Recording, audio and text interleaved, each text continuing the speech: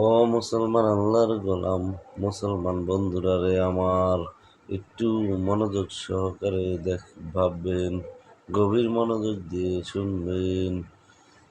কেমন শক্ত করে আমার আল্লাহ বলছেন, ওই দিন আল্লাহ রব্বুল আলামিন কাহার রূপ ধারণ করবেন। কিন্তু শক্ত, অনেক শক্ত হবেন, অনেক কঠিন হবেন। আল্লাহ রব্বুল আলামিন বলছেন, আমার নিয়ামত খেয়ে তোরা শুকরিয়া আদায় করবি না, আমি আল্লাহর সাথে নাফরমানি করবি দুনিয়ার জমিনে, আর আমি আল্লাহ তোদেরকে এমনি এমনি ছেড়ে দেব হাসরের ময়দানে। তা হবে না রে বান্দা, তা হবে না। হাসরের ময়দানে আমাকে পাই পাই করে তোর জীবনের প্রত্যেকটা মুহূর্ত, প্রত্যেকটা মিনিট, প্রত্যেকটা সেকেন্ডের হিসাব আমি আল্লাহকে দিতে হবে।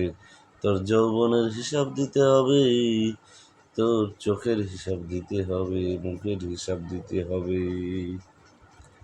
এক বিন্দু পরিমাণ ছাড় আপনাকে আমাকে দেওয়া হবে না আসরের ময়দানে।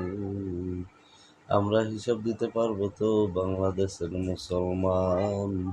আমি আপনি পারবো তো রব্বে করিমের সামনে দাঁড়ায়া, রব্বে করিম দেশ জীবনের সমস্ত কিছুর হিসাব দিতে? এই হিসাব যদি দিতে হয়, রব্বে করিমের হুকুম শুনতে হবে, কোরআনের পথে চলতে হবে।